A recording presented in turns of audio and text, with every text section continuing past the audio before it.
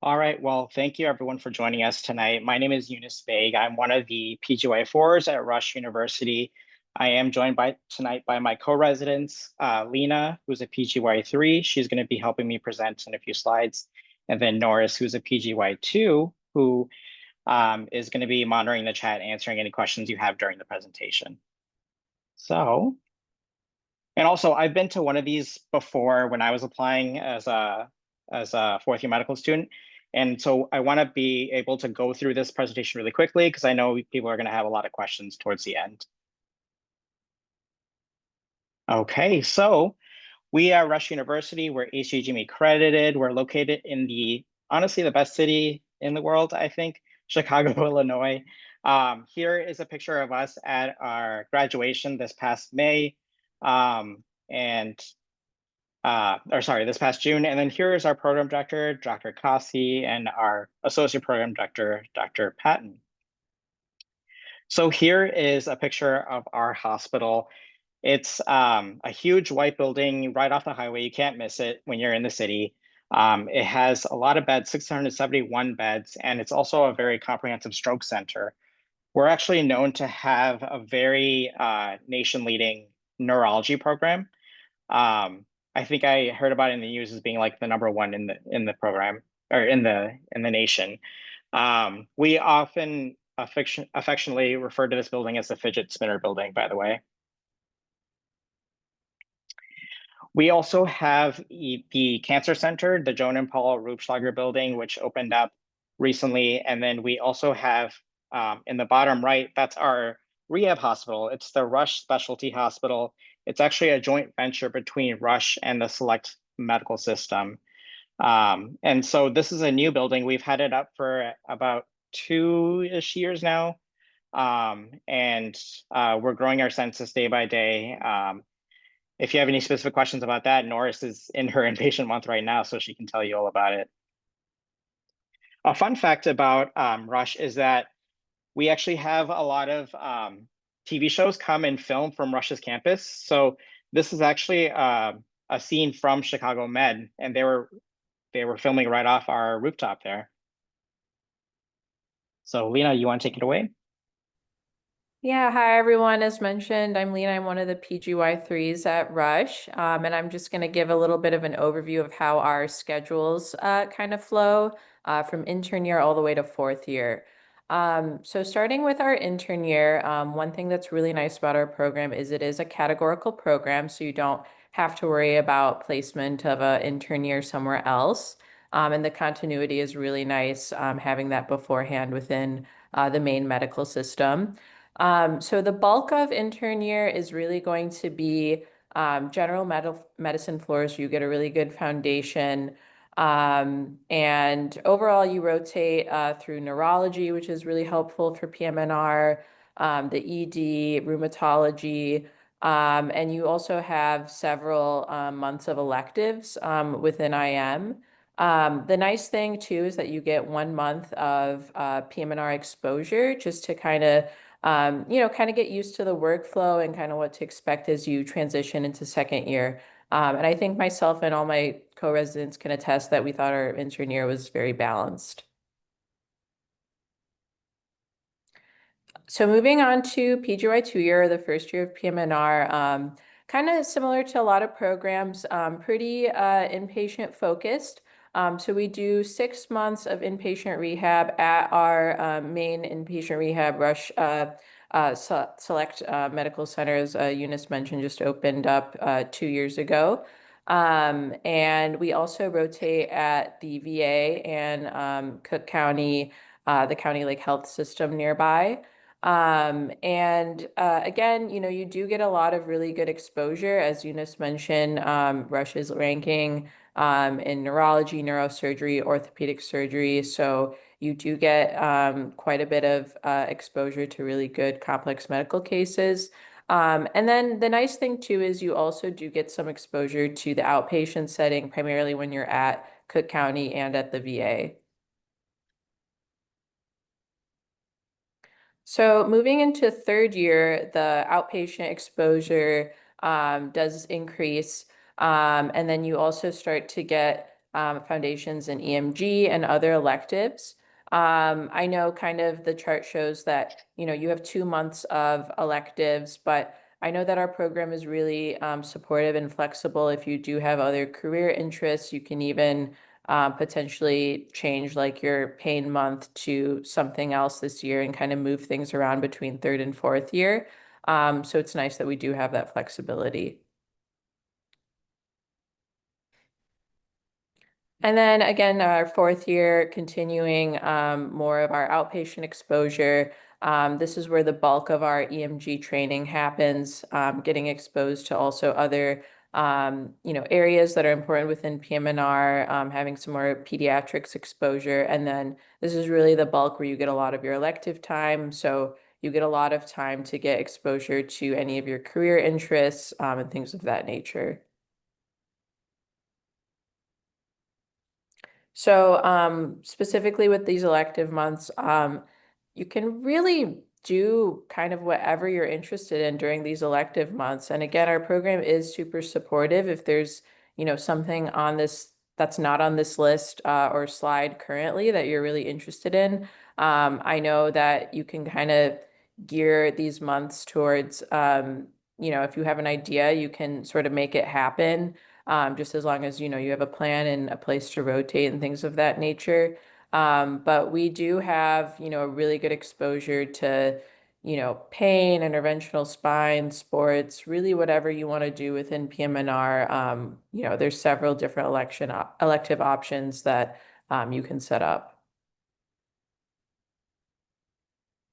And yeah, even other specialties that just kind of popped up there.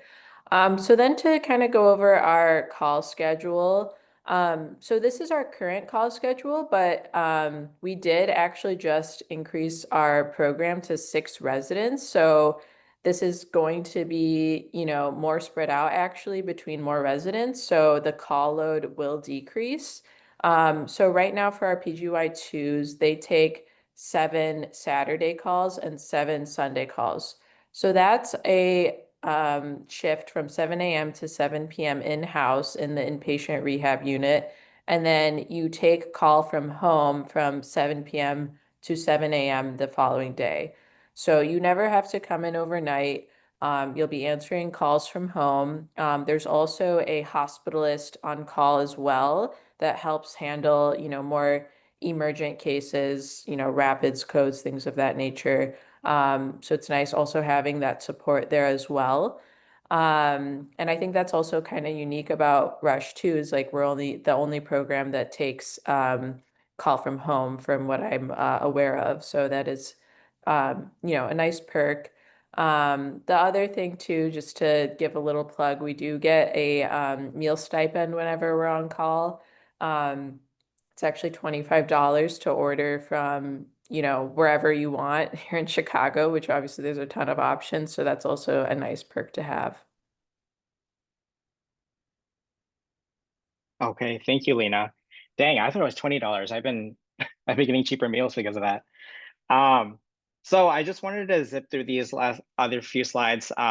Basically, in our PGY 3 and 4 year, like Lena said, there's a lot of flexibility for elective time. We can use this for audition rotations, for rotations to other programs, even international rotations. And we do have this very special master's program that is spanned over the last 2 years of the program. You can see that it's pretty expensive outside of the program, but the cost to the resident is just a fraction. And one of our current residents, Chandan Saini, he's a PGY 3 as well. He's going through this master's program right now. And what he told me was um, it's basically looking at things at a macro level as well as a micro level. So the macro level, like seeing how insurance plays a role, seeing how federal policies affect healthcare, and then also combine that with the micro level of actually looking at doctor-patient interactions. So then by combining those two viewpoints, you're able to effectively implement policies and everything to improve the general healthcare in general. So it is a cool program. So if you are interested, we can give you the resources to learn more about it.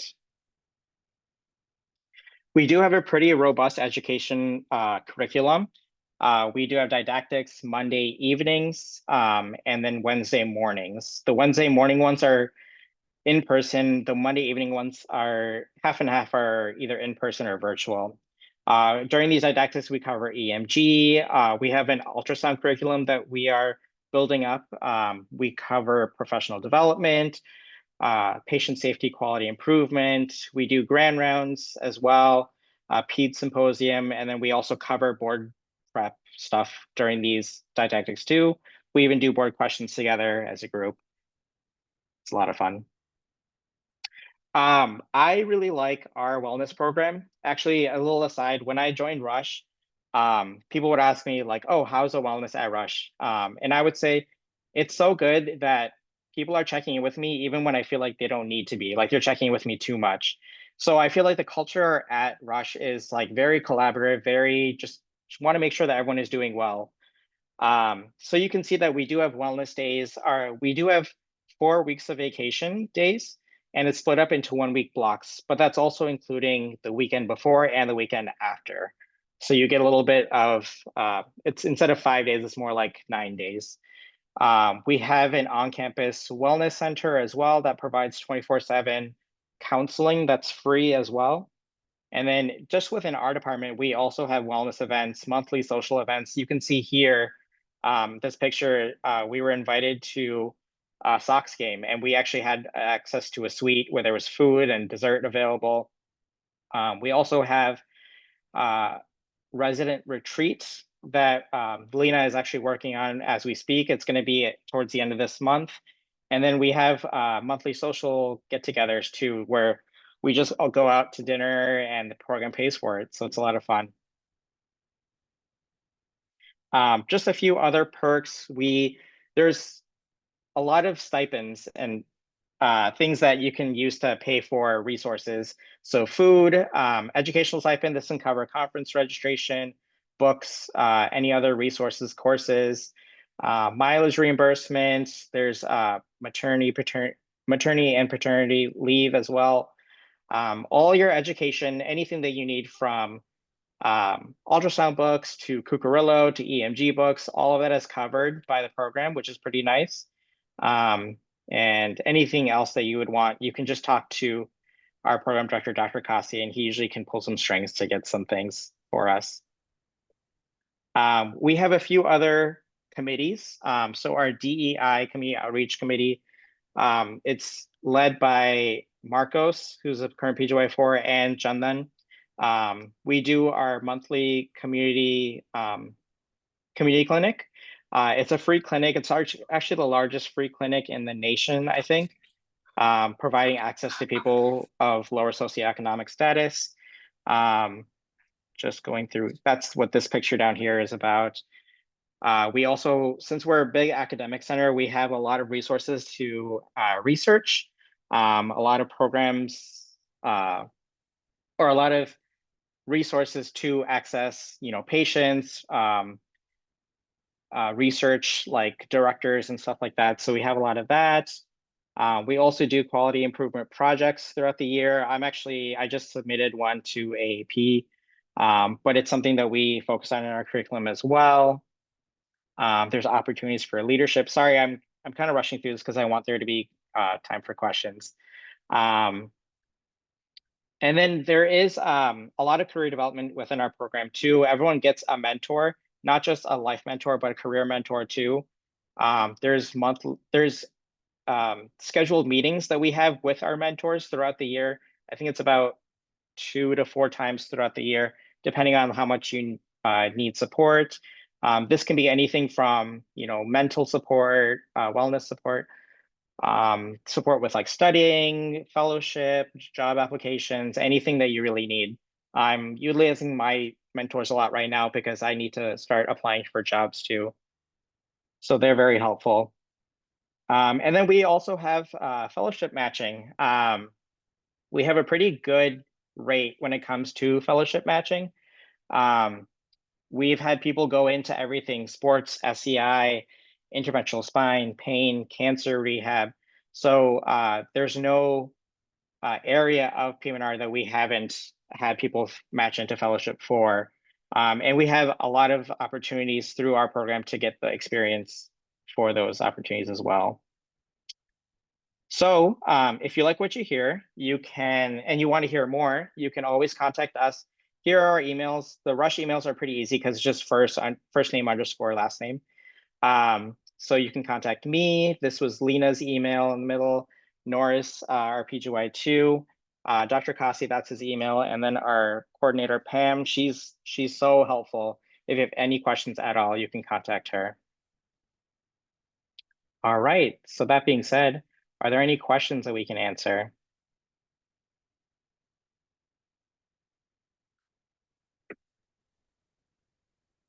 And everyone, you can also feel free to use a chat to ask any questions as well.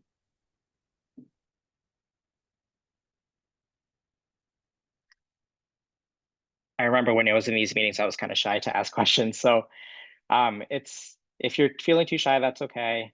Oh, I see someone turn on the camera. Yeah. Hey, I have a question for you, Cooper. So for your inpatient rehab rotations, is it typically you and another resident, maybe like a senior and a junior resident, that'll round, and then they'll go with their attending? Like, what is that like in terms of how much experience you get with your attending and training? Yeah. That's a great question. So we have two inpatient teams with two junior residents, so two PGY2s. They both have their own attending. There's also a senior resident. We just more recently this year started up like a senior service. So that senior resident supports the junior residents, but they also have their own attending with their own patients too. It's generally a smaller list because they are also there for support. But actually at our rehab center, there is the resident workroom, and then literally right next door is the attending workroom. So whether it's too close to for comfort or like just the right amount of space, they are there for support, and they are usually there like throughout the day. I have like all my attendings phone numbers, so I can always hit them up. But they are, it's not like the kind where they come only for rounding and then they leave and you just never see them again. They are there, they're checking in on you. They're there for support. Glad to hear that. Thank you. Yep. I see some people in the chat. Yeah, there's a lot of questions in the chat, which is good, but I don't think I can answer all of them. So like maybe like y'all can verbally answer some. The first one was just like, what kind of places do your alumni work after graduation if they do not pursue fellowship? I would say that they work at a variety of different medical settings. Some of our like former residents have worked at acute rehabs, obviously, like both academic centers as well as community. Some of them have opted for like more outpatient settings. Eunice, if you can elaborate as well. No, that's a great answer. Not just within like Chicago, within Illinois, but we have people go to all other states too for either community or academic centers. So there's not really a specific place that we go to. It's kind of all over. In terms of the other questions, TBI training, our program director, Dr. Kasi, is neuro rehab trained in TBI. So there is that TBI training. We do have a very robust like neurology, but not just that, neurosurgery program as well. And we are in contact with them all the time because we're admitting their patients. Past that, we don't have anything more dedicated for TBI training. Trying to see these other questions. I think we have time for one more question. One more, okay. Okay, I'll go to this short one. Cancer rehab rotations. Yeah, so since we have the Joan and Paul Rubschlager building, we have this affiliation with the MD Anderson Cancer Center, and one of our alumni, Dr. Obasi, he actually went to cancer fellowship at MD Anderson, came back, established this program at Rush. And so now we have an established cancer rehab doctor, which I think is really cool because I don't know if a lot of other programs have that, but he is like, he's emerging as like one of the leaders in the field. And so if you want to get into cancer rehab, like he's the guy to contact. So I've already done a cancer rehab rotation. I think it's become part of our curriculum actually to do like a required cancer rehab rotation. Unfortunately, I wish I could, maybe I can type in the chat and answer some of these questions while the next program is. Yeah, okay, we'll do that then. That'd be great. Thank you so much for taking the time to present. Thank you, appreciate it.